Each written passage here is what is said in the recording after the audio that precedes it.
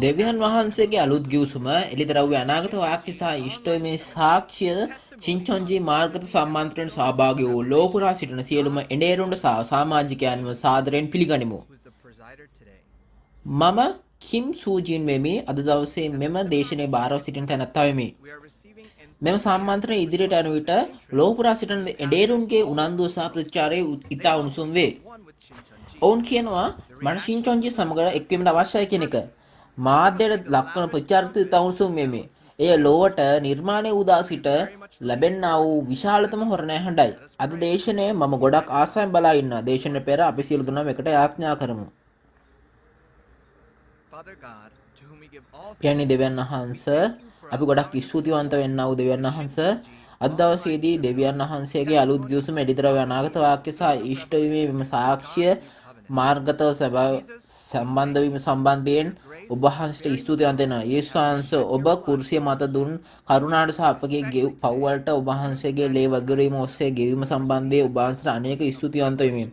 අද දවසේදී මෙම අවස්ථාවේදී එළිදරව් 15 සාක්ෂිය තදෙව්ස් ගෝත්‍රයේ ප්‍රධානතුමා හරහා ලැබෙනු ඇත. මෙම රැස්වීමට සහභාගී වූ සෑම රටකම එළේරුන් සහ සමාජිකයන්ට දැකීමට ඇස්ද ඇසීමට කන්ද තේරුම් ගැනීමට හැකි හදවතක්ද දෙවියන් වහන්සේ ලබා දෙන සේක්වා. කරුණාකර සත්‍ය ශුද්ධාත්මයන්ගේ වචනේ සාක්ෂි දෙන ගෝත්‍රනායකතුමා වෙත එකට වැඩ කිරීමට ලබා දෙන මැනව. එවිට එළිදරව් වචන එකතු කිරීමකින් හෝ අඩු කිරීමකින් තොරව දේශනා කළ හැකි වෙනම දෙවියන් වහන්සේ පියාණන් වහන්සේ ප්‍රථමයෙන් දෙවියන් වහන්සේගේ රාජ්‍ය සහ ධර්මිෂ්ඨකම සොයන්නයි ඔබ වහන්සේ කීසේ වෙන්ම විශ්ව ගන්මාන ඇදහිලිවන්තයේ පවුලේ සාක්ෂි වචනේ ඉදිරියට මම පැමිණ සිටිමි. කරුණාකර මට ආදරය කර කරුණා දක්වන්න. නිදහස සාමය සහ ආදර ඇති දෙවියන් වහන්සේ රජකම් කරන්නා ස්වර්ගයේ සදාකාලික ජීවත් වෙන්න හැකි පරිදි විශ්වාස කිරීම සහ තේරුම් ගැනීමට අප සැම උදව් කරමනවා. අප ජීවිත ගලවන යේසුස් වහන්සේගේ නාමයෙන් මේ සියලු දේ යාඥා කරමි. ආමෙන්. අද දවසේදී මේ සියලුම කොරෝනා 19 වැළැක්වීමට තිබෙනා වූ සමාජ දුරස්ථභාවය හා නිරෝධායන නීති අනුගමනය දැඩිව කරමින් මෙය සිදු කරනවා.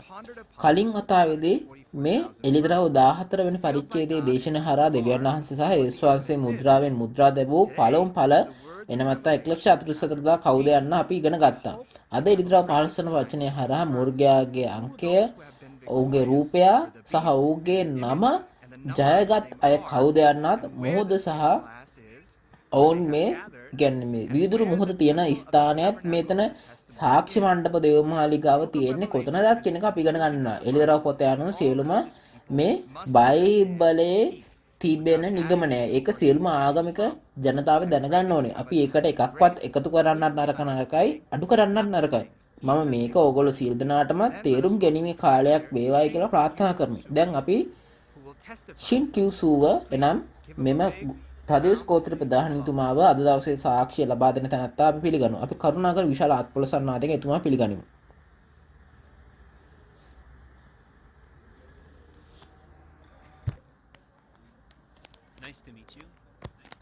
ඔබ සියලු දෙනා හමු වී සතුටක්. මම ෂින් ගියුසු තදෙව්ස් කියන මේ අපොස්තලතුමාගේ ගෝත්‍රයේ නාමයෙන් හදපු ගෝත්‍රයේ නායකයා වෙමි. අද දවසේදී මම කතා කරන්න යන්නේ එළිදරව් 15 පරිච්ඡේදයේ පිළිබඳවයි. මේ එළිදරව් 15 දේශනෙට පෙර මුලින්ම මම ඔයගලන්ට මේ ෂින්චොන්ජි යේසුස් සභාපති ලී මාන්නතුමාගේ වචනයක් කියවන යනවා. මේ වචනවල සවන් දෙන ලෝපුරා සිටින නේරුන්ට සහ ඇදිලිවන්තයන් වෙනුවෙන්. එය කියවනකොට හොඳින් ඇහුම් කන් දෙන්න. මාතෘකාව තමයි අලුත් ගිවිසුමේ එළිදරව්වේ පොරොන්දුව, අලුත් ගිවිසුම සහ අලුත් අහස සහ අලුත් පොළොවයි. දෙවියන් වහන්සේ මිනිසයාගේ පව් නිසා ලෝකය අතහැර ගියේය උත්පත්ති 6 දී. නොවාගේ ලෝකය සහ මෝසෙස්ගේ ලෝකය ඔවුන් ආදමෙන් පව් කළේය. ඒක හොසියා 6:7 පෙන්වුම් කර ඇත. පාරණ ගිවිසුමේ අනාගත වක්තෘ යෙරමියා හරහා දෙවියන් වහන්සේ අපට පැවසුවේ අලුත් දෙයක් නිර්මාණය කිරීම සඳහා බීජ වර්ග දෙකක් වපුරන බවය. එමෙන්ම අලුත් ගිවිසුමක් ඇති කරන බවද ඔහු අනාගත වාක්‍ය කිව්වේ. මෙම අනාගත වාක්‍ය විශ්වාසයේ කාලෙදී ඉෂ්ට විය. පැරණි ගිවිසුමේ මේ යේසුස් වහන්සේ මේ පළමුව පැමිණීමේදී මේ පරණ ගිවිසුම ඉෂ්ට කර අතර නැවත පැමිණ පළමු අහස සහ පළමු පොළොවක් ඇති කරන අයින් කොට විනිශ්චය කර අලුත් අහස් මකරා මරා අලුත් අහසක් අලුත් පොළොවක් නිර්මාණය කර අලුත් ජාතියක් ගෝත්‍ර 12ක් නිර්මාණය කරන බවට අලුත් ගිවිසුමේදී පොරොන්දු විය. මෙම අනාගත වාක්‍ය දේශනා කර අදට අවුරුදු 2000ක් පමණ ගත වේ. එතුමාණන් මෙම අනාගත වාක්‍ය කලින් කියනු ලදුවේ ඒ ඉෂ්ට වන විට මිනිසුන්ට විශ්වාස කරනු පිණිසය. සැබෑ ඇදහිලිවන්තයන් යේසුස් වහන්සේ මෙම පොරොන්දුව විශ්වාස කර නමුත් බොරු එඬේරුන් සහ බොරු ඇදහිලිවන්තයන් මෙම පොරොන්දුව විශ්වාස නොකළ අතර සැබෑ ඇදහිලිවන්තයන්ට පීඩා කළහ. එබැවින් ඔවුන්ට ඒ ගැන විනිශ්චයක් ලැබෙනු ඇත. අවසාන කාලයේදී නොවාගේ හා ලොත්ගේ කාලයේදී මෙන් වේ. එළිදරව් ඉෂ්ට වීමේදී පළමු අහස සහ පළමු පොළව මෙම රාජ්‍යයේ පුත්‍රයන් එනම් සාම්ප්‍රදායික ස්වභාවය විනිශ්චය කරනු ලබන අතර එළිදරව්වේ හදයේදී අතුරුදහන් වනු ඇත. අලුත් ගිවිසුම කියවීමෙන් ඔබට මේ තේරුම් ගත හැක. මෙම කාලයේදී ඒ ස්වභාවයෙන් විශ්වාසක සභාව නිලා ගන්න නොගත් අය කවුරුන්ද? ඔවුන් යක්ෂයාගේ බීජෙන් උපත් අයයි. අස්වන් නෙළන විට යේසුස් වහන්සේගේ වපුරු දෙවියන් වහන්සේගේ බීජෙන් උපන් අය සහ යක්ෂයාගේ බීජෙන් උපන් අය අතර පැහැදිලි වෙනසක් ඇත. එම නිසා ඔබ කුමන බීජයෙන් උපත ලැබුවේද යන්න ඔබ බයිබලයෙන් හඳුනාගත යුතුය. මෙම අස්වැන්න නෙළන කාලය අවසාන කාලයයි.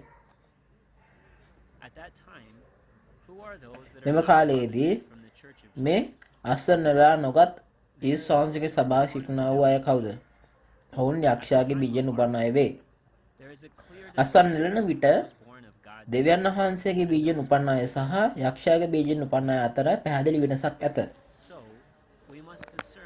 එම නිසා ඔබ කුමන බීජයෙන් උපත ලැබුවේද යන්න ඔබ බයිබලයෙන් හඳුනාගත යුතුය. දෙවියන් වහන්සේගේ බීජයෙන් උපත නැති අය දෙවියන් වහන්සේගේ බීජයෙන් ඉපදිය යුතුය.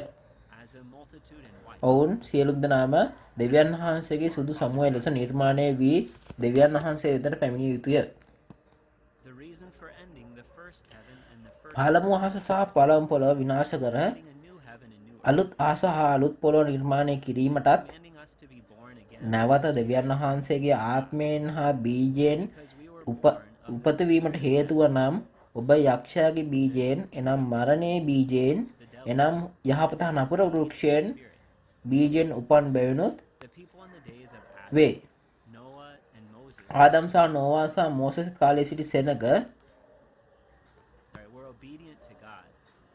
ඒගොල්ලෝ දෙවියන් වහන්සේට මුල් කාලයේදී කීකරු වුණා. නමුත් අවසානයේදී ඔවුන් දෙවියන් වහන්සේගේ ඇදහිල්ලෙන් වැටුණා.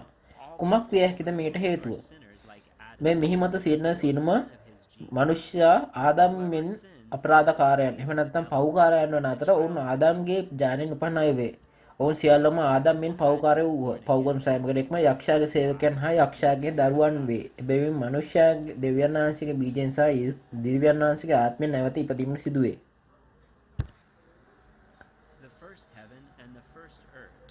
පළමු අහස සහ පළමු පොළව අයින් කොට මේ පව්කාර ලෝකයේ අයින් කොට අලුත් ලෝකයක් හැදිය යුතුය. අලුත් අහස අලුත් පොළව නිර්මාණය කළ යුතුය. ස්වර්ගය සහ දෙවියන් වහන්සේ අලුත් අහස අලුත් පොළොවට පැමිණ ලැබේ. පැමිණ එක්වන්න දෙවියන් වහන්සේ පාලනය කළ යුතුය. යක්ෂයා සහ මිනිසාගේ පව් මකා දැමිය හැක්කේ කුමකින්ද? කෙසේද? ධර්මිෂ්ඨයන්ගේ රුධිරයෙන් සහ පියාණන්සේගේ වචනයේ සත්‍යයෙන් මේ පිරිසිදු වීමෙන් පාපය දුරු කරන්න පුළුවන්කම ලැබේ. දෙවියන් වහන්සේගේ රාජ්‍ය සහ පූජකයන් දෙවියන් වහන්සේගේ පුත්‍ර වූ යේසුස් වහන්සේගේ රුධිරයෙන් සුවපත් කරනු ලැබේ. ඔවුන් මෙම රුධිරයෙන් මිලීටගෙන ඇත ඇත්තට මෙම පූජකයන් යේසුස් වහන්සේගේ රුධිරයෙන් පාපයෙන් නිදහස් කර ඇත. එමෙන්ම සුදු සෙනඟ යේසුස් වහන්සේගේ ලෙයින් තමන්ගේ වස සෝදාගෙන සුදු කරගත යුතු වේ. එමෙන්ම මේ ඔබ මකරාගේ කණ්ඩායම සමග සටන් කර ජය ගැනීමට එම රුධිරයෙන් හැකිවනු ඇත. ඒ යේසුස් වහන්සේගේ රුධිරය හා සාක්ෂි වචනේ වේ. ඉතින් මේ සඳහා යේසුස් වහන්සේ පාස්කු රාත්‍රියේදී තම රුධිරය සමග රුධිරයෙන් අලුත් ගිවිසුම ඇති කරන ලදී. සියලු මනුෂ්‍යයන්ගේ පව් උදෙසා කුරුසිය දරාගෙන සිටීමට යන ලදී. දෙවන පැමිණීමේදී යේසුස් වහන්සේ පොරොන්දු වූ ආකාරයටම ඔහු එළිදරව් පොත ඉෂ්ට කර ගෝත්‍ර 12 නිර්මාණය කරන ලදී. මෙම නිර්මාණය කරන ගෝත්‍ර 12 ස්වර්ගයේ සහ යේසුස් වහන්සේ තුල දෙවියන් වහන්සේ තුල සිටිති. මේ අනුව මෙම ගෝත්‍ර 12 දෙවියන් වහන්සේට සහ ස්වර්ග රාජ්‍යයට ඇතුල් වන අතර පාපයෙන් හා නීතියෙන් තොරවන නිදහසේ සාමයේ සහ ප්‍රේමයේ ඇති සදාකාලිකව ජීවත් වන ජීවන වෘක්ෂය බවට පත්වනු ඇත. මේ ආකාරයෙන් දෙවියන් වහන්සේ පාපය ලෝකයෙන් අවසන් කරන ලදී. එමෙන්ම එතුමාණන් ඔහු අලුත් අහසක් අලුත් පොළවත් අලුත් ලෝකයක් පිහිටවන ලදී. ආමේන්.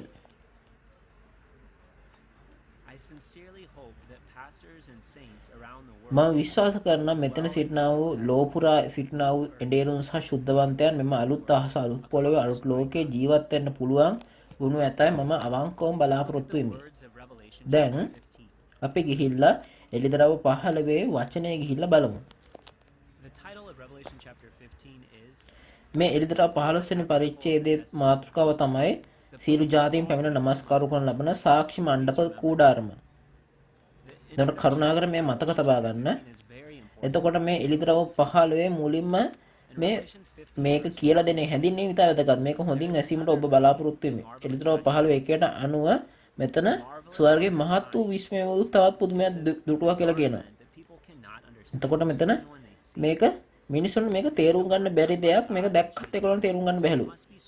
මේක දෙවියන් වහන්සේ සහ යේසුස් වහන්සේ කරන දෙයක් නිසා මේක අමුතු දෙයක් වෙනවා. එතකොට මේ එළිදරව් 15ට පෙර පවා මෙතන මේ පුදුම මහත් පුදුම දේවල් විස්මපත් වූ පුදුම වෙනවා කියලා කියනවා. කෙසේ වුවද මේ එළිදරව් 15 සිදුවීම් ගැන මේ කුමක් කියන්න පුළුවන්ද කලින් සිදුවීම් එක්ක? එය මේ තවත් මහත් වූ තවත් පුදුමයක් කියලා කියනවා. එතකොට එහෙනම් මොකද්ද මේ සිදුවීම?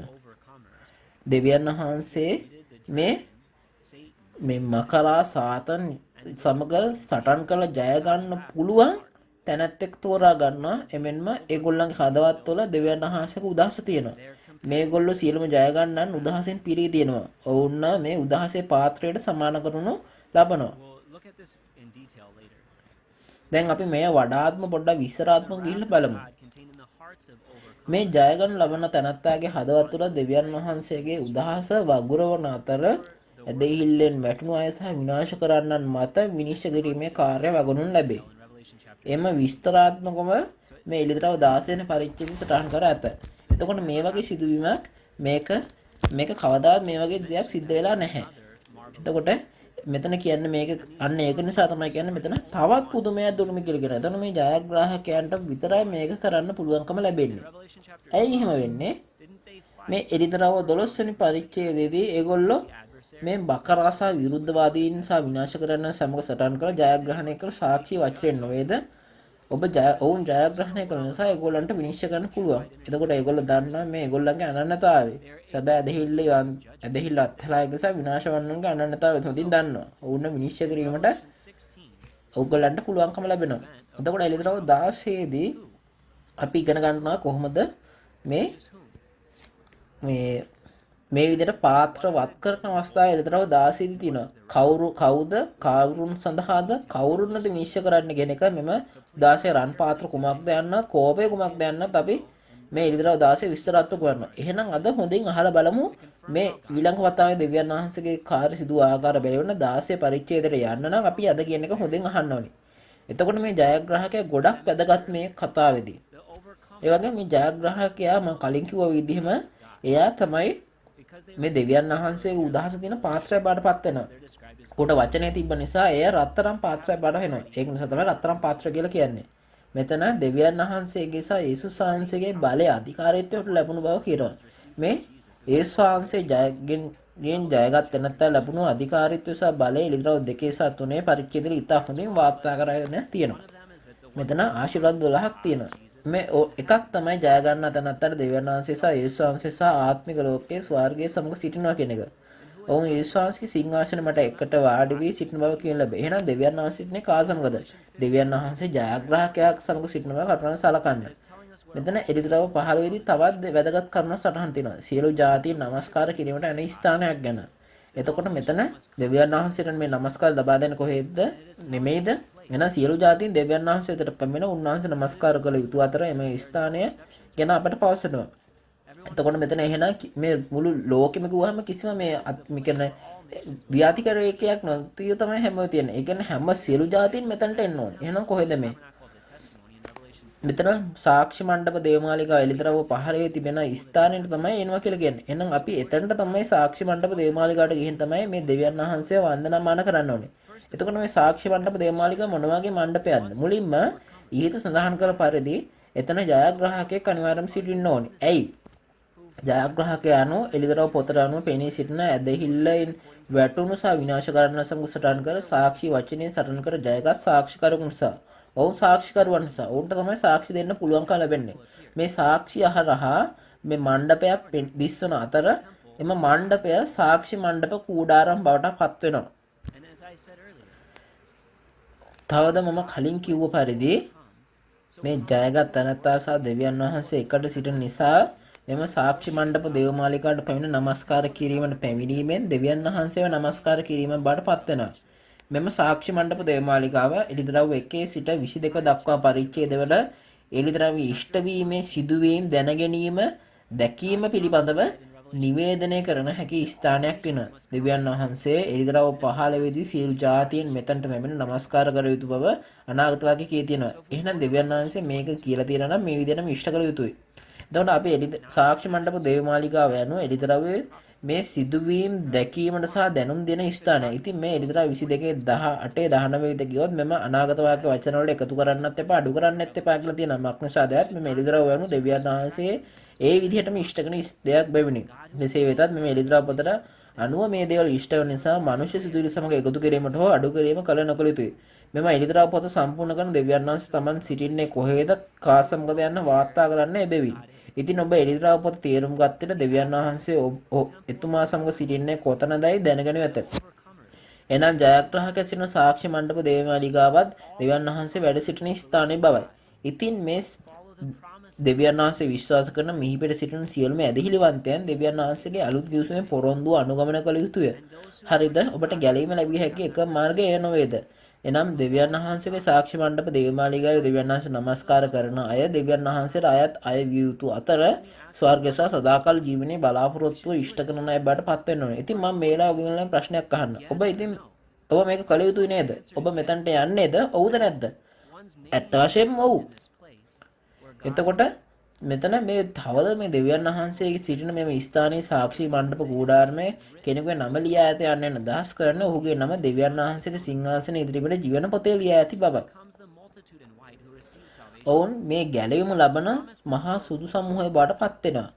මෙය එළිදරව් පොතේ පොරොන්දු වී තියෙනවා. එතකොට මේ එළිදරව් පොත පොරොන්දු වෙලා තියෙනවා. එතකොට දැන් මේ වැදගත් හැදීම මනසේ තබාගෙන අපි ගිහිල්ලා බලමු එළිදරව් 15 එක වෙත ගිහිල්ලා කියමු.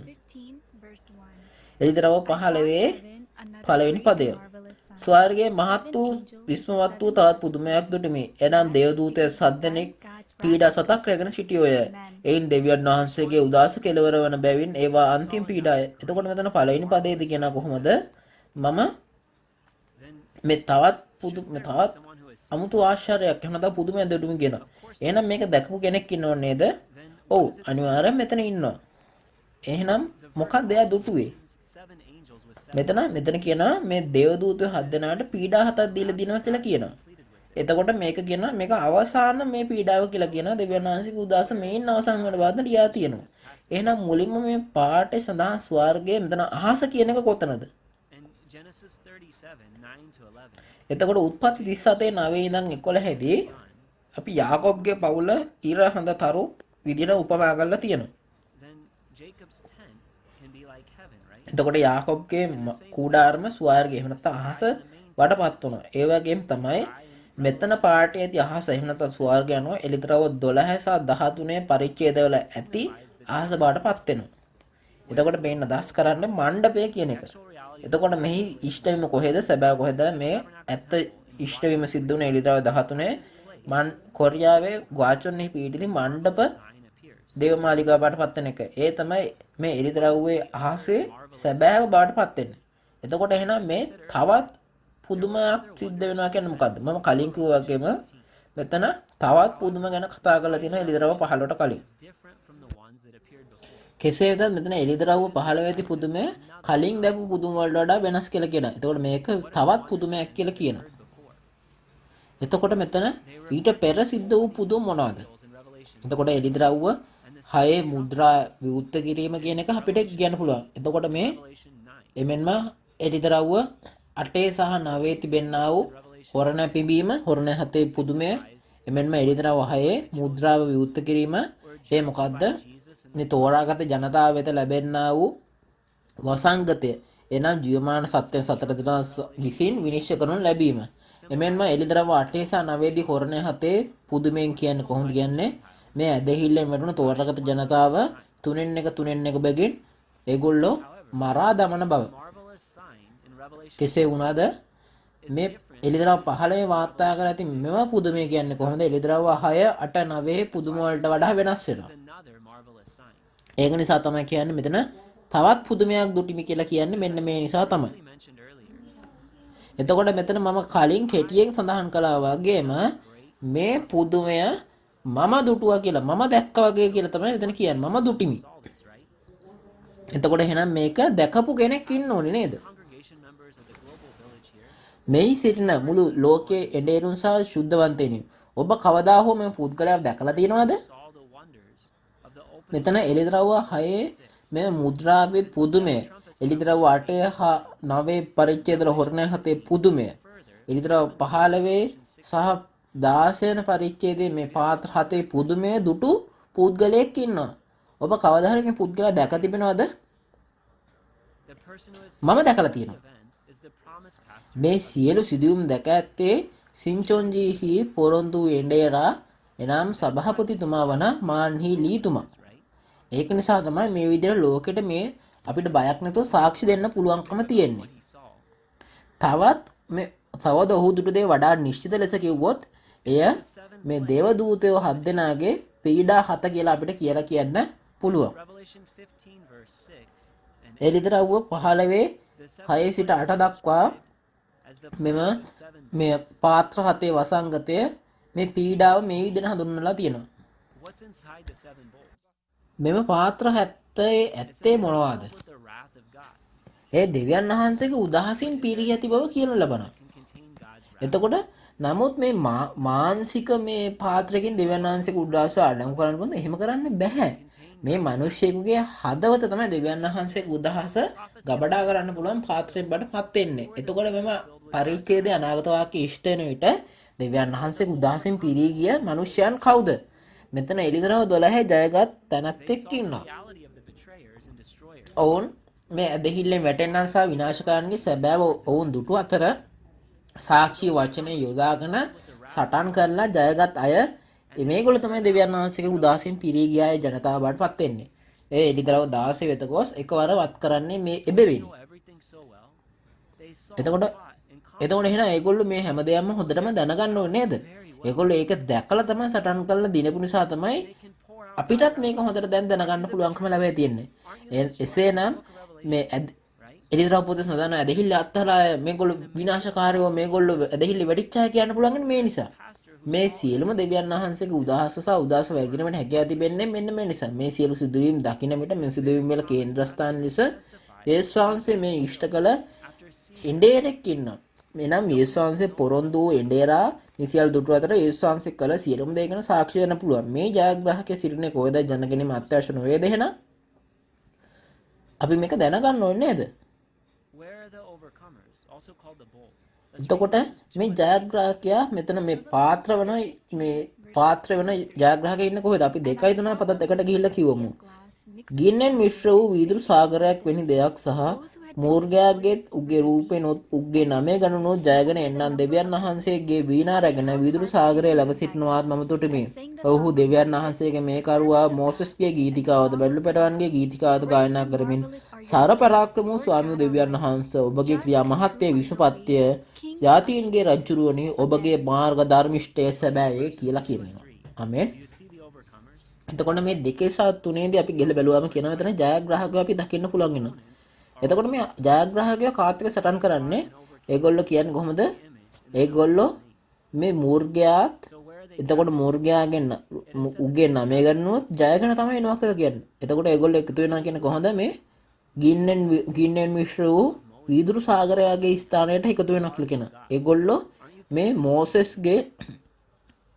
මෝසස්ගේ ගීතයේද වැඩලපටාගේ ගීතයේද ගායනා කරමින් වීණා රැගෙන ඉන්නවා කියලා කියනවා. මේ මොනවද කියලා ඔයගොල්ලෝ දැනගන්න කැමති නැද්ද? එතකොට මේක එකින් එක අපි දැනගන්න ඕනේ. මුලින්ම අපි ගිහිල්ලා බලමු කවුද මෙතන ඉන්න මේ මූර්ගයා කියලා කියන එක අපි ගිහිල්ලා බලමු. එතකොට මේ මූර්ගයාගේ මූර්ගයාගේ රූපය කියන්නේ මොකද්ද? උගේ නමය ගන්න මොනවද කියන එක. දැන් අපි මේක එළිදරව 13 දී අපි දැක්කා. මේ මූර්ගයාගේ සංවිධානය නම් මණ්ඩපයට එළිදරව 13 මණ්ඩපය තෙලුව මූර්ගයාගේ සංවිධානය. බයිබලයේදී මේ දෙවියන් වහන්සේගේ වචනේ තේරා නොගත් අය ඒගොල්ලෝ සාතන්ට අයත් බොරු එඬේරා සතෙක්ට සමාන කරලා තියෙනවා. මූර්ගයෙකුට සමාන කරලා තියෙනවා. එතකොට ඒ වගේ මෙතන මේ බොරු එඬේරා ඔවුන් විනාශකාරයන් එනම් සාතන්ගේ බොරු ඉගැන්වීම් කරන අසත්‍යයන් සමග සුද්ධවන්තකෙන් හදවත් මරා දමන අය බාටපත් වෙනවා. මේ මණ්ඩපයේ සැබෑව ගැන කතා කරොත් මේ මණ්ඩප මාලිගාවට ඇතුළු වූ විනාශ කරන්නන් සිටින අතර මේ විනාශකරුවන්ගේ සැබෑව කුමක්ද? මේ මුලින්ම කියන්න ඕනේ මේ මූර්ගයා කියනකොට මුහුදෙන් ආපු සතෙක්. එතකොට එයා මුහුදෙන් පැමිණි මූර්ගයා කියලා තමයි අපි කියන්නේ. එතකොට මේ මණ්ඩප මාලිගාවෙන් පිටත සිටි විනාශයේ බොරු එඬේරුන් සිටි අතර ඔවුන් මණ්ඩප දේවමාලිගාවට පැමිණියා. ඔවුන් තමයි මේ බාරකාන අධ්‍යාපන මධ්‍යස්ථානයේ එඬේරුන් 7 දෙනා. ඒ වගේම මෙතන පිළිමයක් තියෙනවා. මේ පිළිමය කුමක්ද? හබකුක් 2:18 දී කියන කොහොමද? මෙතන මේ පිළිමේ බොරු පුරවරු කියලා කියනවා. වාත්තු කරු පිළිමේ බොරු ගුරුපුරු. එතකොට ඔවුන් සාතන්ට අයත් බොරු එඬේරා එහෙම නැත්නම් පිළිමයකට සමාන කරනු ලබනවා. එළිදරව 13 මේ පිළිමේ යනු මේ 666ට කියලා කියනවා. මේ පොළොව මතු පිට මූර්ගයා ඇති කරපු පිළිමයෙන් කියනවා. එතන 666 මෙතන කියන්නේ කොහොමද? මේ මූර්ගයා වැනි බොරු එඬේරුන් සහ විනාශ කරන්නන් සමග එකතු අය සහ ඔවුන් සලකුණු කරන ලද මේ ධර්ම ප්‍රචාරකතු 17 දෙනා පැවිදිට සලකුණු කරන ධර්ම ප්‍රචාරකතු 17 දෙනා මේකට යොමු කරන ලබනවා.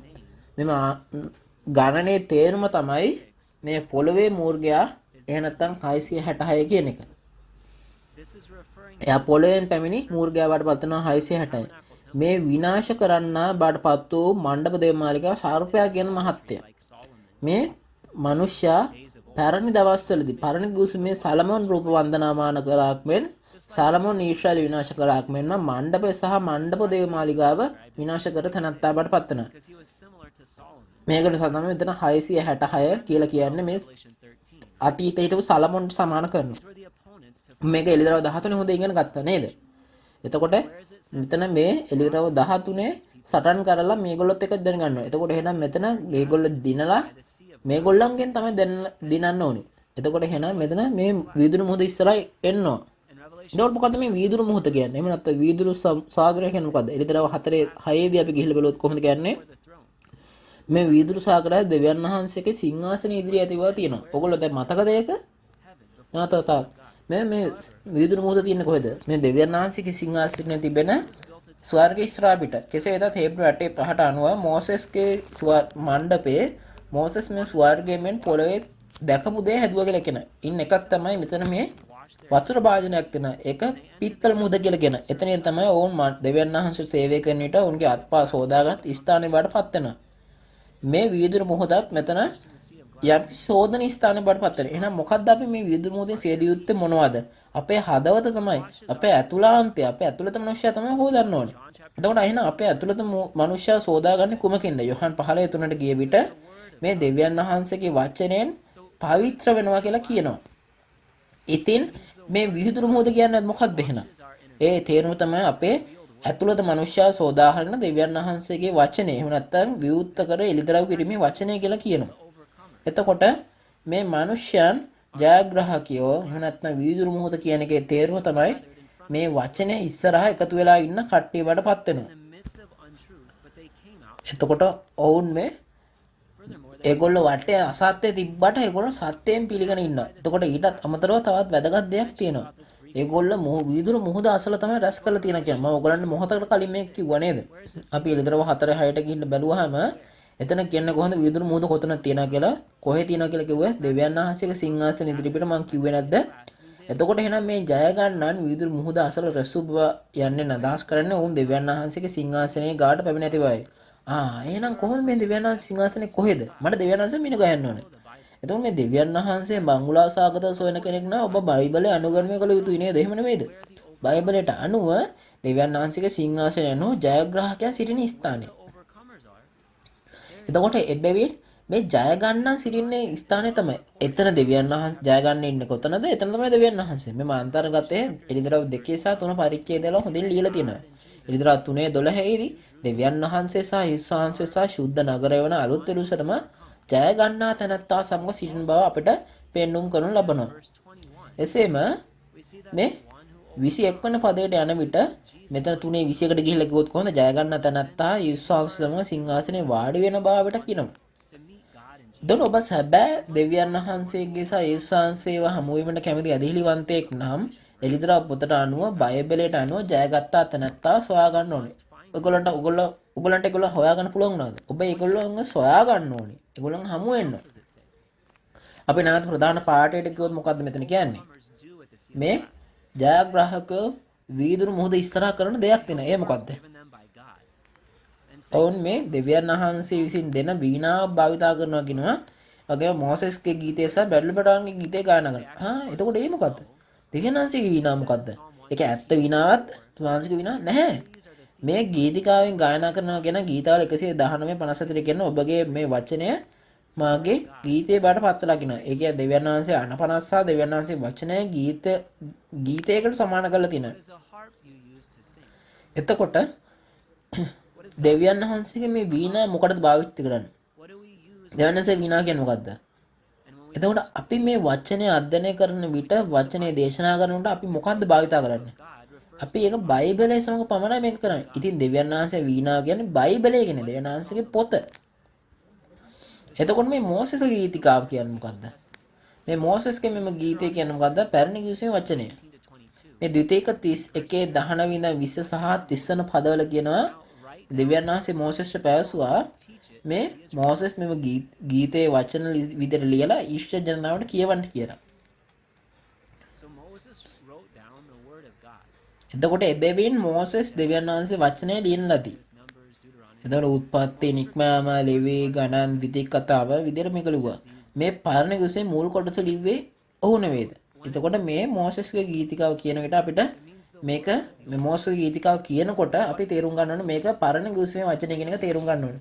එතකොට මේ බැඩලු පැටවාගේ ගීතිකාව කියන්නේ මොකද්ද? මේ බැඩලු පැටවාගේ යේසුස් වහන්සේ ලූක් 22:20 කියන්නේ කොහොමද? යේසුස් වහන්සේගේ රුධිරය අලුත් කිව්සෙන් යේසුස් වහන්සේගේ රුධිරය සමග අලුත් කිව්සම ඇති කරා කියන එක. එතකොට මෙම අලුත් කිව්සම කියන එකට කෙටි යෙදුම මොකද්ද? ඒක අලුත් කියන එක. එතකොට බැඩලු පැටවාගේ ගීතය ගායනා කරනවා කියන්නේ මේ අලුත් කිව්සමේ වචන වෙන අතර මෙම අලුත් කිව්සම පැරණි නොවන බවත් ඒතරව 14 දී එය අලුත් ගීතිකාවක් ලෙසත් හඳුන්වනු ලැබෙනවා. එතකොට මෙම ජය ගන්නා සිටින ස්ථානයට ගියහම අපිට තේරුම් ගන්න පුළුවන් මේ මොසෙස්ගේ ගීතිකාවයි බැඩලු පැටවන්ගේ ඉගෙන දෙකම ඉගෙන ගන්න පුළුවන්. ඒ කියන්නේ මොකද්ද? මේක මේ පැරණි කිව්සමේ වචනය ප්‍රගුණ කරන්න බැරි වෙනවද? එතකොට ඔබ සැබවින්ම බයිබලය විශ්වාස කරනවා නම් සහ බයිබලයට විශ්වාස කරනවා නම් මේ ජයග්‍රාහකයා ගාවට යා යුතු වෙනව නේද? මෙම සම්මන්ත්‍රණ සහභාගී වූ සියලුම ලෝකෙ සිටින සියලුම ඇදහිලිවන්තයන් මේ වචන ඇසීමෙන් පසුව කුමක් කළ යුතුදයි දැනටම කල්පනා කරමින් සිටින බව විශ්වාස කරනවා. එතකොට ඒගොල්ලෝ මේ ගායනා කරන මොකද්ද කියන්නේ කොහොමද? ඒගොල්ලෝ කියන්නේ කොහොමද සාරපරාක්‍රම ස්වාමී දෙවියන් වහන්සේ ඔබගේ ක්‍රියා මහත්ය විස්මත් වූ ජාතීන්ගේ රජුරුණී කියලා කියන. එතකොට මේ ජාතීන්ගේ රජුරුව කියන්නේ කවුද? ඔවුන් දෙවියන් වහන්සේ සහ යේසුස් වහන්සේ වනවා. ඒ වගේම මේ වචනේ ධර්මිෂ්ඨකම කියනවා. බයිබලය තුල මේ මාර්ගය කියන්නේ මොකද්ද? සත්‍යතාවය කියන එක. එතකොට මේ මොකද්ද ස්වර්ගයට තියෙන මේ මාර්ගය මොකද්ද? මේක මේ වචනේ නෙමෙයිද? මේක නිසා තමයි මෙතන මේ දේවස්වාංශගේ ධර්මිෂ්ඨ සත්‍යෝද වචනේ මාර්ගයකට පත් වෙනවා කියනවා. ඒතර දෙවියන්වහන්සේ වචනේද ඊස්වාංශගේ වචනේද ධර්මිෂ්ඨද සත්‍ය වචන වන්නේ ඇයි? ඔබ කියන එතකොට ඒකේ කියපු විදිහටම ඉෂ්ට වෙන නිසා තමයි එහෙම කියන්නේ. එළිදරව 15 2 නැත්නම් 4 සහ 5 බලන විට මේ සියලු જાතීන් පැමිණ නමස්කාර කරන ස්ථානයක් දෙනවා. කොහෙද? සාක්ෂි මණ්ඩප දේවමාලිගාව කියලා කියනවා. එතකොට මේ දේවල් අනිවාර්යයෙන්ම ඉෂ්ට වෙන නිසා මේවා මේ විදිහටම ලියලා තිනවා. එතකොට දැන් අපි 4 සහ 5 පද එකට කියවමු ගිහිල්ලා. එළිදරව 15 4 සිට 5. ස්වාමිනී ඔබගේ නාමයට බය නොවන්නේ ගෞරව නොකරන්නේ කවුද? මක්නිසාද ඔබ පමණක් ශුද්ධය. එබැවින් සියලු જાතීන් පැමිණ ඔබ ඉදිරියේ නමස්කාර කරනු ඇත. මක්නිසාද ඔබගේ ධර්මිෂ්ඨ ක්‍රියා ප්‍රකාශ කරන ලද්දේයයි කීවෝය. ඉන්පසු ස්වර්ගයේ තිබෙන සාක්ෂි මණ්ඩපයේ දේවමාලිගා ඇරී තිබෙන බව දුටිමි. ආමේන්. එතකොට මේ අපේ 4 සහ 5 වෙනි පද වලට ගිහිල්ලා බලුවොත් මොකද්ද මෙතන කියන්නේ? මේ ඔබ වහන්සේගේ නාමයට බය නොවන්නේත් ගෞරව නොකරන්නේත් කවුද කියලා කියනවා. එතකොට අයි අපි එහෙම කරන්න ඕනේ. මක්නිසාද මේ ස්වාමීන් වහන්සේගේ ධර්මිෂ්ඨ ක්‍රියා එළිදරව්විය ඇති බැවින්. එතකොට මෙතන මේ ධර්මිෂ්ඨ ක්‍රියා විවුර්ත වෙලා කියන එකේ තේරුම මොකද්ද? අපේ දෙවියන් වහන්සේ පොරොන්දු වෙනවා ඒක ඒ වගේම ඉෂ්ට කරනවා. ඒ වගේම පොරොන්දු වෙලා ඉෂ්ට කරනවා. මේක දිගටම කිරීම තුළින් දෙවියන් වහන්සේ පෙන්눔 කරා එතුමා ධර්මිෂ්ඨයි කියන එක. එතකොට දෙවියන් වහන්සේගේ කලින් පොරොන්දු ඉෂ්ට කරන විට මේ අනිවාර්යයෙන්ම සැබෑව පෙනී සිටිනවා. එතකොට එහෙනම් අපිට දෙවියන් වහන්සේට අපි දෙවියන් වහන්සේ කොච්චර අපේ දෙවියන් වහන්සේ සැබෑවින් ධර්මිෂ්ඨයිද කියලා අපි ගෞරව කරන්න ඕනේ නේද? එතකොට මේ විදිහටම අපි දෙවියන් වහන්සේ ලියලා තියෙන දේවල් වලටත් යනවා. එතකොට මෙහෙනම් අපි දෙවියන් වහන්සේට බය වෙලා නමස්කාර කරන්න ඕනේ කියලා කියනවා. මොකද මේ දේවල් දෙවියන් වහන්සේ ඉෂ්ට කරන නිසා. එතකොට එහෙනම් මොකද්ද ඉෂ්ට උනේ? මෙතන තවද කියනවා සියලු જાතීන් මේ පැමිණ මෙතන දෙවියන් වහන්සේට නමස්කාර කරනවා කියලා. එතකොට මේ හැම දෙයක්ම ඉෂ්ට කරනකොට ඉෂ්ට වෙච්ච දේ දැකලා තමයි එනවා කියලා කියනවා. එතකොට සියලු જાතීන් දෙවියන් වහන්සේට වඳිනවා කිව්වහම එහෙනම් අපිට මේ නමස්කාර කරන්න පුළුවන් මණ්ඩපයක් තියෙන්න ඕනේ නේද? එතකොට මම කලින් දෙතුන් පාරම කිව්වා නම ආයෙ පාරම මම කියනවා මම ගොඩක් අදගත් නිසා මේක කොහෙද? සියලු જાතීන් පැමිණ නමස්කාර කිරීම සඳහා සාක්ෂි මණ්ඩප දේවමාලිගාවක් තියෙනවා. එතකොට එහෙනම් ඔබට තවත් මොනවද අපිට කියන්න අවශ්‍ය? ඒ සඳහන් මේ ලියලා තියෙන විදිහටම තමයි මේක තියෙන්නේ. මේ සියලු જાතීන් සාක්ෂි මණ්ඩප දේවමාලිගාවට පැමිණ නමස්කාර කරනවා කියන එන සියලු જાතීන් මේ සියලු ඇදහිලිවන්තයන් පමණක් නොව ලෝක ප්‍රසින සියලු මනුෂ්‍යයන් අදාළ වෙනවා. එළිදරව 7:9 සහ අපි ඒක පොඩ්ඩක් ගිහිල්ලා බලමු. දැන් මහා පීඩාව මැදේදී කොහොමද කියන්නේ ගණන් කළ නොහැකි මහා සුදුසෙනගක් එනවා කියලා කියනවා. මෙතන කියන්නේ මේ ගණන් කරන්න පුළුවන් කියලා කියන්නේ ඒක ගණන් කරන්න බෑ කියලා කියනවා. දෙවියන් වහන්සේගේ සිංහාසන ඉදිරියට ප්‍රශංසා කරමින් දෙවියන් වහන්සේ නමස්කාර කරලා දෙවියන් වහන්සේගේ සිංහාසන ඉස්සරහා පිනිනා කියලා තමයි කියන්නේ. දෙවියන් වහන්සේගේ සිංහාසනේ පිට ඇති සාක්ෂි මණ්ඩප දේවමාලිගාව වන්දනාමාන කිරීමට පැමිණෙන જાතීන්ම තමයි මේ එතන කතා කරන්නේ මෙන්න වචන වලින්. එතකොට මේ දෙවියන් වහන්සේ විශ්වාස කරන ඇදහිලිවන්තයන් බයිබලය අනුගමනය කළ යුතුයි නේද? ඔබ බයිබලය විශ්වාස නොකරන්නේ නම් ඔබ දෙවියන් වහන්සේ විශ්වාස කරනවා වාසන්නේ ඇයි? ඔබ බයිබලය විශ්වාස කරන්නේ නම් සහ දෙවියන් වහන්සේ විශ්වාස කරන්නේ නම් මේ වචන වලට අනුව මේ සාක්ෂි මණ්ඩප දේවමාලිගාවට පැමිණ මේ දේ දෙවියන් වහන්සේ ඉස්සරහා නමස්කාර කර යුතුයි මම විශ්වාස කරනවා. එතකොට නමුත් වඩා වැදගත් වෙන්නේ මොකද්ද? මේ සාක්ෂි මණ්ඩප දේවමාලිගාව මේ නිකන් හැම එකපාරට සිද්ධ වෙන්නේ නැහැ. එතන කියන්නේ කොහොමද? මේ සිද්ධිය සිදුවීමට පසුව තමයි මේ දේ පෙනී සිටිනවා කියලා කියන්නේ. ඉන්පසු කියලා තමයි කියන්නේ. එහෙනම් මේ ඉන්පසු කියන දේ සිද්ධ වුණාට එහෙනම් ඉන්පසු කියන්නේ මොකද්ද? ඒ දේ සිද්ධ වෙන්න ඕනේ. අපි මෙතන ගිහිල්ලා බලුවොත් කොහොමද? එළිදරව 15 1 ඉඳන් 4 ගිහිල්ලා වචන බැලුවා. එහෙනම් ඊට පෙර සිදුවුනේ මොකද්ද? එළිදරව 13 දී මුර්ගයාගේ ගණන රූපේ සහ ඔහුගේ නාමය ජයගෙන ගැලවිගෙන එන අය තමයි මෙතන විදුරු මුහුද අසල රැස් වෙනවා කියලා කියන්නේ. එතකොට මේ ජයගත් අයද එළිදරව 12 සාක්ෂියේ වචනේ සම සටන් කරගත් ජයගත් අය. ඔව්. මේ කියන්නේ මේ ජයග්‍රාහකයෝ මුලින්ම පෙනී ඉන්න ඕන කියන එක. මේ එළිදරව 12 ජයගත් අයකින් පසුව තමයි සාක්ෂි මණ්ඩප දේවමාලිගාව තියෙන්නේ. එතකොට මම පොඩ්ඩක් ගැන හිතලා බලන්න ඕනේ. එහෙනම් ඇයි මේ මුලින්ම ජයග්‍රාහකව පළවෙනි පිණී සිටින්න ඕනේ ඇයි? මේ කවුද මේ ජයග්‍රාහකයෝ? ඔවුන් තමයි එළිදරව් 13 අනාගත වාක්‍ය කියලා තිබ්බ දේවල් වල සිදුවීම එනම් වැදහිල්ලේ වැටීම් විනාශය වල සැබෑවතුරු සාක්ෂිකාරයෝ. එතකොට ඒ වගේම මේ සාක්ෂි වචන වලින් සටන් කරලා දිනපු කට්ටිය බඩපත් වෙනවා. එතකොට ඒක නිසා ඒගොල්ලෝ හොඳින් දන්නවා කවුද ඇදහිල්ලේ වෙන්න විනාශ කරන්න කියලා හොඳින්ම දන්නවා. ඒගොල්ලෝ 100%ම දන්නවා මේගොල්ලෝ සාක්ෂි දරන්න පුළුවන් ඔප්පු කරන්න පුළුවන්. මේ සාක්ෂි මණ්ඩප දේවමාලිගාවේ කියන්නේ ඇයි ඒගොල්ලෝ එතන ඉන්නේ ඇයි ඒගොල්ලෝ සාක්ෂි දෙන්න පුළුවන් නිසා. එහෙනම් මෙතන එළිදරව් 12 ජයගත් කෙනෙක් ඉන්න ඕනේ සාක්ෂි මණ්ඩප දේවමාලිගාව ස්ථාපිත කරගෙන ඊට පස්සුව. නැවත වතාවක් මෙම සාක්ෂි මණ්ඩප දේවමාලිගාව එළිදරව් 12 මේ මෙතන කියන මේ ඒක මණ්ඩපයක් තියෙන මෙතන මේ එළිදරව් 12 ජයග්‍රාහකයෝ ඉන්න තැන මේ මණ්ඩපේ තමයි සාක්ෂි මණ්ඩපේ බාඩපත් වෙන අතර මේ සියලු සිදුවීම් වල සාක්ෂිය දෙන මණ්ඩපය. එළිදරව් 1:20 දක්වා සියලු දේ කියලා දෙනවා. එතකොට මේ ඔබ එළිදරව් පොත ගැන කුතුහලයක් ඇත්නම් දැනගැනීමට අවශ්‍ය නම් ඔබ යන්න ඕනේ කොහෙටද? ඔබ යන්න ඕනේ සාක්ෂි මණ්ඩප දේවමාලිගාවට පැමිණ ඉගෙන ගන්න ඕනේ. අනික මෙම ස්ථානයේ මණ්ඩපය කියන්න හේතුවයි. මම කලින් වගේම මේ එළිදරව් 2:3 පරිච්ඡේදවල ජය ගන්න අයත් එක්ක තමයි මෙතන කියන්නේ කොහොමද? දෙවියන් වහන්සේ, යේසුස් වහන්සේ ආත්ම ලෝකයේ ස්වර්ග රාජ්‍ය ජය ගන්නත් තැනත්තත් එක්ක ඉන්නවා කියලා කියනවා. එතකොට මේ ජය ගන්නා තැනත්තා යේසුස් වහන්සේගේ සිංහාසන මත හිඳුණු බව කියනු ලබනවා. එතකොට ඒක නිසා ඔවුන් තමයි සාක්ෂි මණ්ඩප දේවමාලිගාවට පත්වන නිසා එතන තමයි දෙවියන් වහන්සේ ඉන්නේ. මෙම සුද්ධ ස්ථානය මේක සාක්ෂි මණ්ඩප දේවමාලිගාව කියනවා. මේක සුද්ධ ස්ථානය. මොකද දෙවියන් වහන්සේ එතන දේවමාලිගාවක් ලෙස වැඩ හිඳින නිසා. මෙතන දෙවියන් වහන්සේ අප සමග සිටින නිසා දෙවියන් වහන්සේගේ සිංහාසනය නැති නිසාත් අපි මේ මණ්ඩපයක් කියලා කියනවා. එන ඇදහිලිවන්තයන් යායුත්තේ කොහෙටද? ඔබ වැරදි තැනකට ගොස් ඔබ ඇදහිල්ල මේ ඔය අනුගමනය කිරීමෙන් පසු ඔබ කාටද දොස් පැවිදි යුත්තේ? ඒ බයිබලයට අනුව තමයි ඔයගොල්ලෝ හරියට කරන්න ඕනේ. බයිබලේ බලලා දෙවියන් වහන්සේ මේක කියපු දේ තමයි මම ඔයගොල්ලන්ට පොරොන්දු වූ දේ මම කොතනද ඉන්න ඕනේ කියන මම කා එක්කද ඉන්න ඕනේ කියන එක හිතලා බලන්න ඕනේ. ඒත් අපි කාත් එක්කද ඉන්නේ? කෙල්සේ වුවත් මේ සියලු ජාතීන් මේ සාක්ෂි මණ්ඩප දේවමාලිගාව වෙතට තමයි එන්න ඕනේ. දෙවියන් වහන්සේ සාක්ෂි දෙන ස්ථානයේ බඩපත්. මේක තමයි බයිබලේ පොරොන්දු වෙන්නේ. එතන මේ සාක්ෂි මණ්ඩප දේවමාලිගාව පෙනී සිටියේ නැද්ද? දැන් අපි හොඳින් සවන් දෙනකොට මේ එළිදරව් පොතේ වචන වලින් සවන් දෙනවා. එතකොට මේ වචන දකින්න විට මේ සාක්ෂි මණ්ඩප දේවමාලිගාව මෙහෙනම් මෙතන කවද දර්ශන උනේ කියන එකත් අපි හිතලා බලන්න ඕනේ. එහෙනම් මේකේ සැබෑව කුමක්ද? 1984 මාර්තු 14 වන දින ආරම්භ කරන ලද සාක්ෂි මණ්ඩප දේවමාලිගාව වන සින්චොන්ජි යේසුස් සභාව එහි සැබෑ බවට පත් වෙනවා. ඔබ ලෝකේ කොතැනට ගියත් සාක්ෂි මණ්ඩප දේවමාලිගාව නමින් මේ ආරම්භ කරපු වෙනත් නිකායක් නැහැ. එළිදරව් 21 එකට අනුව මේ අලුත් අහස අලුත් පොළොව විදිහට හඳුන්වන වෙනත් තැනක් නැහැ. එළිදරව් 7ට අනුව මේ ගෝත්‍ර 12කින් සමන්විත වෙනත් ස්ථානයක් නැහැ. මේ සැබෑ බයිබලයේ විශ්වාස කරන සියලුම ඇදහිලිවන්තයන් මේ සොයාගනු ඇත. මේ ආකාරයෙන් මෙම ස්ථානය කොතන වෙන්නේ නැද්ද?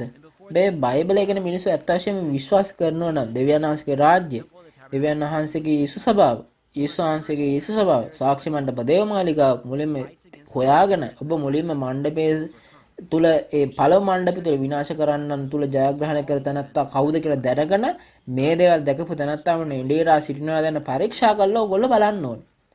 ඉතින් ඔබ එළිදරව් 15 පරිච්ඡේද පැමිණ ඇති බැවින් ඔබ බොහෝ දේ දැන් දන්නවා ඇත විශ්වාස කරනවා. එසේනම් සාක්ෂි මණ්ඩප දේවමාලිගාව ජය ගන්නන් තවත් කරන්නේ මොනවද කියන එක අපි ගිහිල්ලා බලමු. එළිදරව් 15 6 සිට 8 දක්වා පද ගිහිල්ලා කියවලා. එළිදරව් 15 6 සිට 8 එවිට පීඩා සත ඇතුව සිටියා වූ දේවදූතයන් සද්දනවා පවිත්‍ර වූ දීප්තිමත් වූ වසර පැලඳ රන් පටුලින් තමුන්ගේ ලය බැඳගෙන දේවමාලිගාවෙන් පිටත්ව ආවෝය. ජීවමාන සත්‍යයන් සතර දෙනාගෙන් එක්කෙනෙක් සදා කාලීනව ජීවත් වන්නා වූ දෙවියන් වහන්සේගේ උදාසීන් පූර්ණ වූ රන් පාත්‍ර සතක් දේවදූතයන් සද්දනාට දුන්නේය. දෙවියන් වහන්සේගේ තේජස බලයෙන් නික්මූ දූමින් දේවමාලිගාව පිරුණේය. දේවදූතයන් සද්දනාගේ පීඩා සත කෙලවරන දුරු මා දේවමාලිගාවට ඇතුල් වෙන කිසිකුට නොපුළුවන් විය. අමේන්. එතකොට මේ 6 ඉඳන් 8 ගිහිල්ලා බැලුවහම මෙතන කියනවා කොහොමද කියලා දේවදූතයෝ 7 දෙනා දේවමාලිගාවෙන් පිටතට පැමිණියා කියලා කියනවා.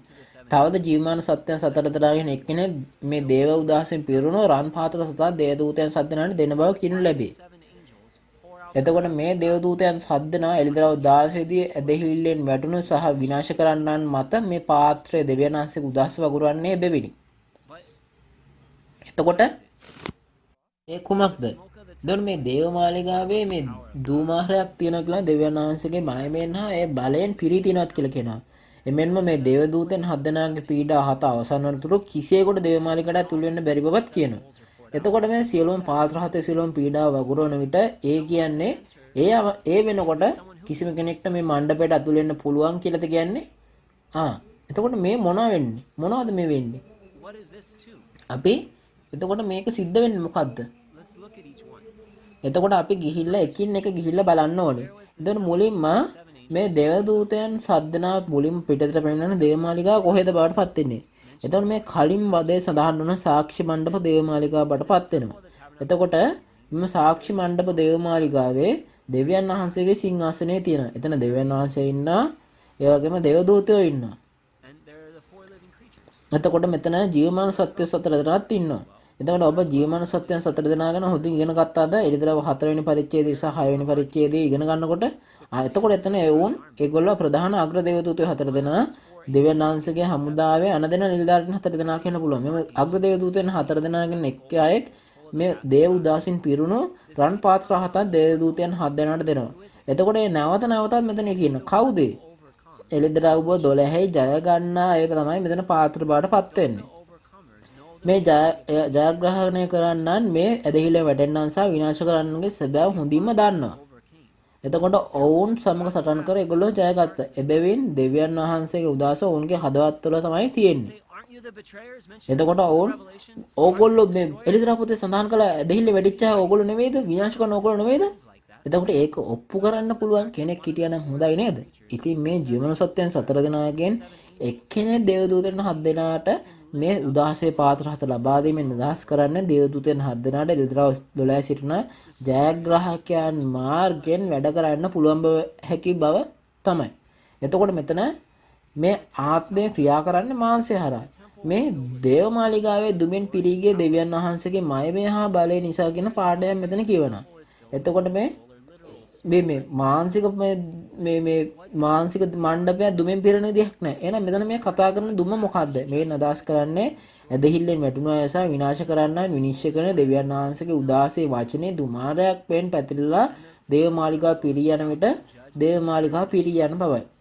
ඇදහිල්ලෙන් වැටුණු අය සහ විනාශ කරන්නන් විනාශය කිරීමට එම කෑගැසීම් වචනයෙන් මේ දේවමාලිගාව පුරවන දුමාරයක් බවට පත් වුණා කියලා කියනවා. එතකොට මේ දේවදූතයන් හත් දෙනාගේ වසංගතය 7 අවසන් වන තුරු කිසියෙකුට දේවමාලිගාවට ඇතුල් වෙන්න බැරි බව කියනවා. එතකොට මේකෙන් අදහස් කරන්නේ මොකද්ද? මේ මූර්ගයාට ආයත් මිනිස්සයා එහෙම නැත්නම් දෙවියන් වහන්සේගේ මාලිගාවට ඇතුල් වීමට එනම් බැරි වෙනවා. එතකොට ඔවුන්ටද ඒගොල්ලන්ට විවුර්ත කරනවා දොර. හැබැයි කවදද? මේ සියලුම මේ පාත්‍ර වත් කිරීමෙන් පසුව තමයි සිද්ධ වෙන්නේ. ඉතින් මේ පාත්‍ර හතේ විනිශ්චය අවසන් වන තුරු මුර්ගයාගේ සමාජිකයන්ට සාක්ෂි මණ්ඩප දේවමාලිගාවට ඇතුල් වෙන්න බෑ. නමුත් පාත්‍ර හතේ වසංගතය මේ සියල්ල ලබා පසුතැවිලි ලැබවන අයට පමණයි මේ මණ්ඩප දේවමාලිගාවට එන්න පුළුවන්කම සාක්ෂි මණ්ඩප දේවමාලිගාවට එන්න පුළුවන්කම තියෙන්නේ. මේ දෙවියන් වහන්සේ ඉදිරියේ සාක්ෂිය සහ නමස්කාරය ගන්න පුළුවන් ඊට පස්සේ. ඉතින් මේ එළිදරව් 16 12 දී මේ පාත්‍ර නිකම්ම වත් කරනවා කියලා. නමුත් මෙතන සාක්ෂි දෙන වචනය තමයි මාර්ගයටපත් වෙන්නේ. ඒ මාර්ගය තුලින් තමයි එන්න ඕන. සාක්ෂි දෙන වචනය තමයි මේ මාර්ගයටපත් වෙලා නැගෙනහිරින් හා බස්නාහිරින් යන හැට මේ රජවරුන්ට මාර්ගයක් විදිහට පෙනී සිටින්නේ.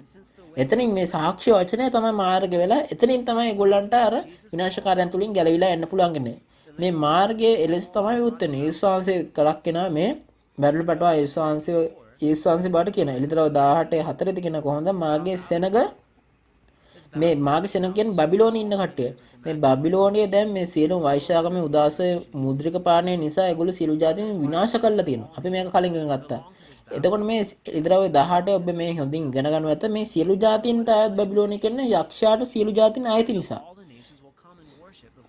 මේ එළිදරව් 15 සඳහන් කරන්නේ මොකද්ද? එළිදරව් 15 සියලු ජාතීන් පැමිණලා දෙවියන් වහන්සේ නමස්කාර කරනවා කියන. ඉතින් මෙම එළිදරව් 22කට ගිහිල්ලා බැලුවොත් මෙතන කියනවා සියලු ජාතීන් සුව කරන බව කියනවා. එතකොට මේක කොයිතරම් සුභාරංචියක්ද? මේක කොයිතරම් පුදුම ජනක ආරංචියක්ද? මේ එළිදරව් පොත හරියට තේරුම් ගත්තා නම් ඔබ කොතන ඉඳන් බැලුවත් දෙවියන් වහන්සේගේ ගැලවීමෙන් තමයි මේක අවසන් කරනු ලබන්නේ. මේ ගැලීමේ ස්ථානය හොඳින් මෙතන සටහන් කරලා තියෙනවා. ගැලීමේ වචනේ සාක්ෂින පොරොන්දු එඬේරත් මෙතන ඉන්නවා. ඉතින් මේ දේව වචනේ මේ වුණේ ලෝපුරා හොරණයක් මෙන් නාදවන බව සැබයි.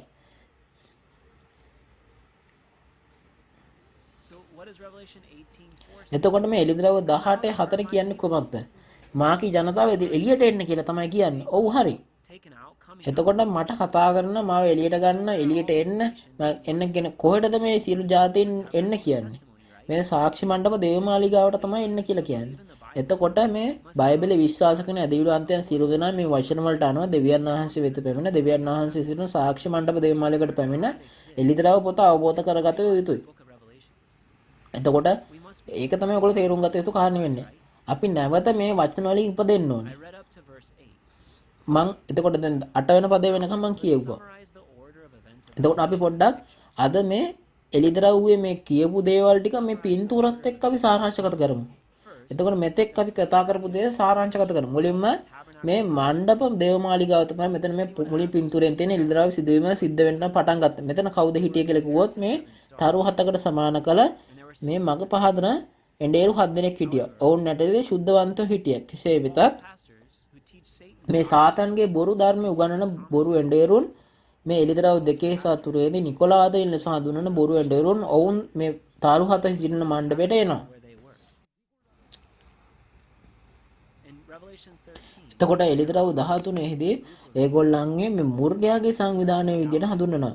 අත් වශයෙන්ම කිව්වොත් මේකේ සැබෑ බඩපත් වෙන්නේ බාරකාර අධ්‍යාපන මධ්‍යස්ථානයේට ඒගොල්ලෝ අයිතිකාර වෙන එඬේරු තමයි මේ මණ්ඩපයට ඇතුල් වෙලා සාතන්ගේ බොරු ඉගන්නන එක. එය මේ ඒගොල්ලන් නළලේ සහ දකුණු අතේ සටහන් කරනවා කියලා කියනවා. ඒගොල්ලෝ මේ නළලේ ගන්නවා කියන්නේ මේ ඒගොල්ලෝ එක මුද්‍රා කරගන්න. මේ එතකොට මේ සාතන්ගේ ධර්මයේ පිළිගැනීමට ඒගොල්ලෝ හේතු වුණා. එතකොට මේ ලකුණ ලැබූ මණ්ඩපේ එඬේරුන් සහ සුද්ධවන්තයන් ඇදහිල්ලා වැටි ආච්ඡාය වඩපත් වෙන මේ සලකුණු කරපු මේ බාරකාර මධ්‍යස්ථානයේ ආයතන එඬේරුන් විනාශකාරයන් කියනවා.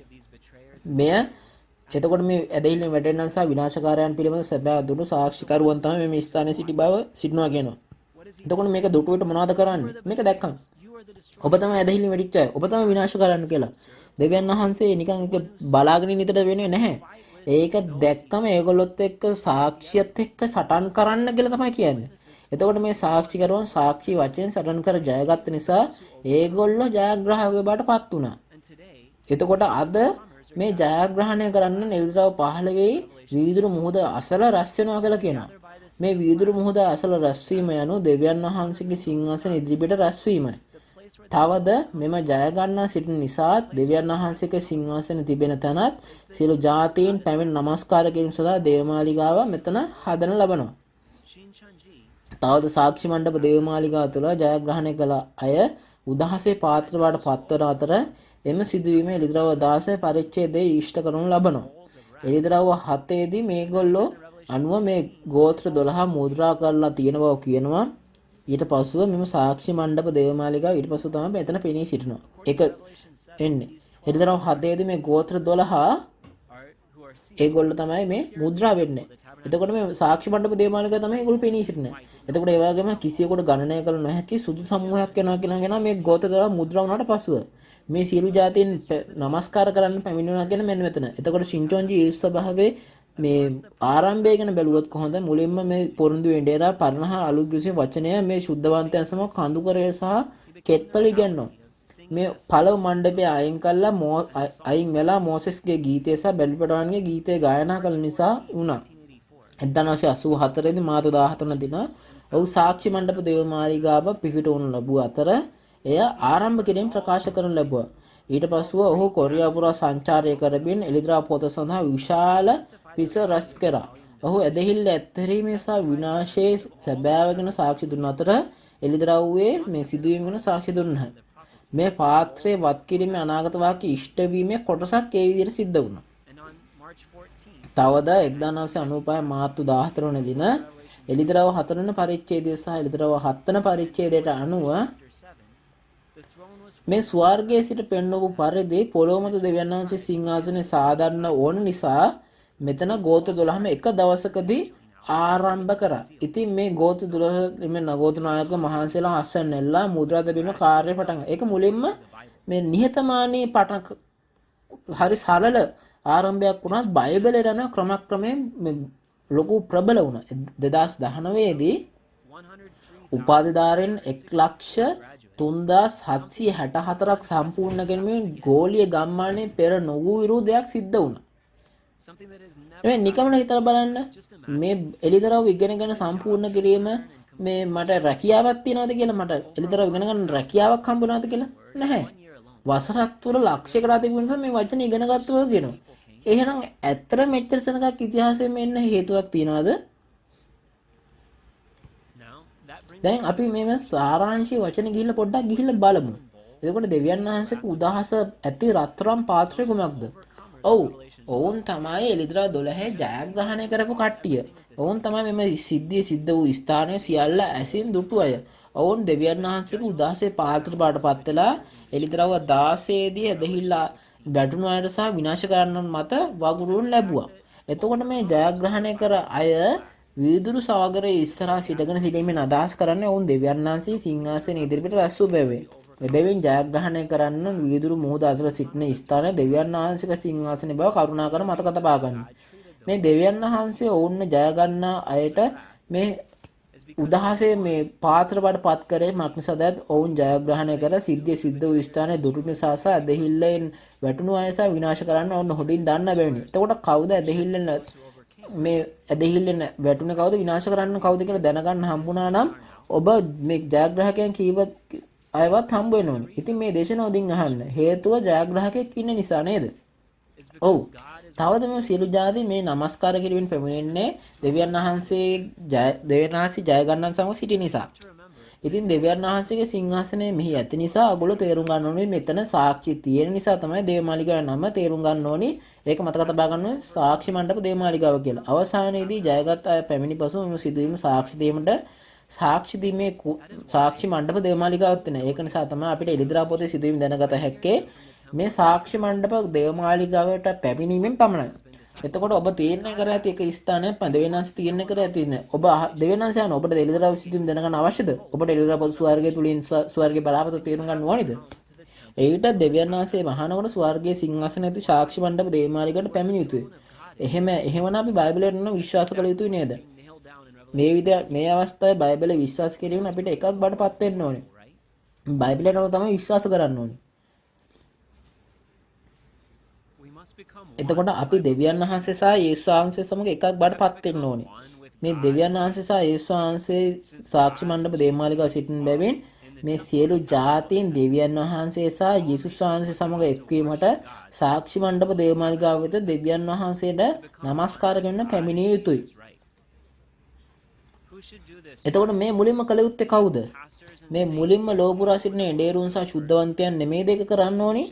එබැවින් අපි දෙවියන් වහන්සේ තුල යේසුස් වහන්සේ තුල අපි එකයි කියන එක. එළිදරව් අනාගත වාක්‍ය සහ ඒ සැබෑ තුල අපි එකක් බව සියලු දෙනා කෑ ගහලා කියන්න ඕන. අපේ පොරොන්දු එඬේරා සභාපති මාන්හිල්ගිතුමා ලෝ වටා සංචාරය කරන අතර සෑම විටම යමක් කරනවා. එකද අපි වියා 1 කියලා අපි කෑ ගහලා කියනවා. අපිත් මේ අවස්ථාවේ කෑ ගහලා කියමුද? අපි හැමෝම මෙතන කෑ ගහලා කියමු මේක. අපි දෙවියන් වහන්සේ තුල සහ යේසුස් වහන්සේ තුල වියා 1. ඔබ සියදුනාටම ස්තුතියි.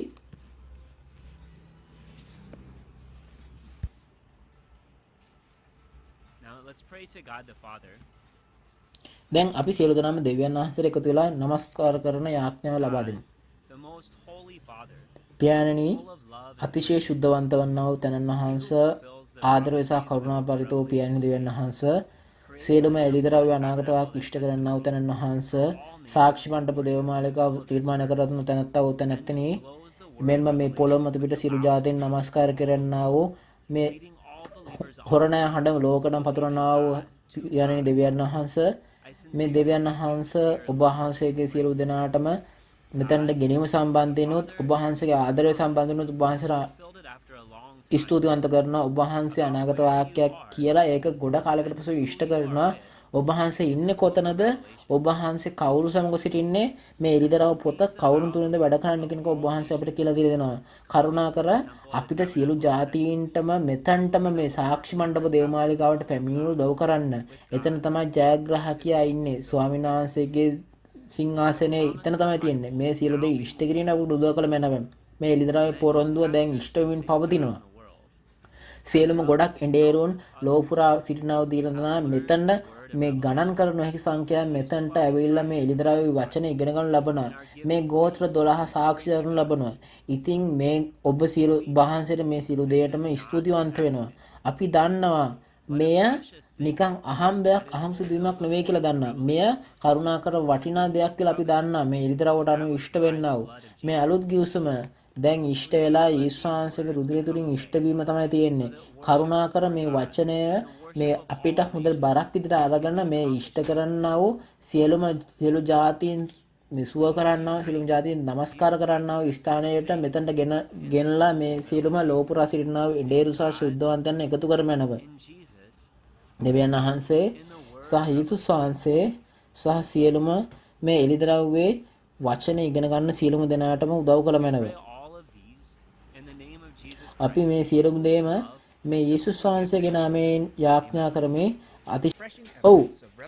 මේ අපිට මේ එළිදරව්ව 15 තිබෙනා වූ නැවුම් සාක්ෂියත් එක්ක අවසන් වීමත් එක්ක එළිදරව් 16 අපි ට්‍රේල් එකක් බැලුවා.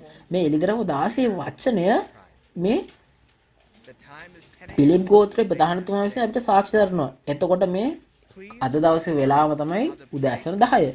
කරුණාකර ඕගොල්ලන්ගේ මේ එතකොට මේක අද ඉගෙන ගත්ත දේවල් හොඳින් මතක තබාගෙන ඒකට එන්න. එතකොට ඒවල සැබෑ මොකක්ද කියන පොඩ්ඩක් මතක තියාගෙන ඊළඟ එක හොඳින් අහන්න. ඒ වගේම මොන හරි ප්‍රශ්න තිබෙනවා නම් සින්චොන්දි සභාව ගැන සහ ඒ ඉගැන්වීම ගැන සහ මේ එළිදරව්වේ දේවල් ගැන කරුණාකර මෙතන මේ තිරේ පෙන්ව ඇති එක් ගෝත්‍රය අමතා ඔයගොල්ලන් සහාය ලබා ගන්න පුළුවන්. එතකොට මම අද දවසේ මෙතනම ස්වාමීන් වහන්සේ ගැන ස්වාමීන්ගේ යාඥාවෙන් අපි අද අවසන් කරනු ලබමු. ස්වර්ගයේ වැඩසන අපගේ පියාණනි, ඔබගේ නාමයට ගෞරව වේවා. ඔබගේ කැමැත්ත ස්වර්ගයෙන් පොළොවේද කරනු ලැබේවා.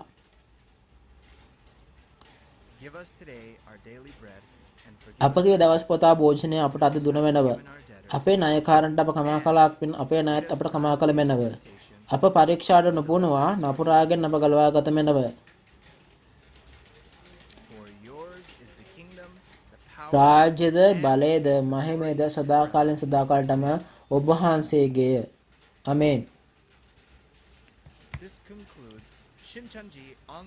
මෙතනින් අවසන් කරන ශින්චොන්ජී මාර්ග සම්මන්ත්‍රණය දෙවියන් වහන්සේගේ අලුත් ගිවිසුම එළිදරව්ව අනාගත වාක්‍ය සහ ඉෂ්ටමය සාක්ෂි සම්මන්ත්‍රණය අතින් මේ එළිදරව් 15 පරිච්ඡේද අවසන් කරනවා. සියලු දෙනා සම්බන්ධයෙන් ස්තුතියි.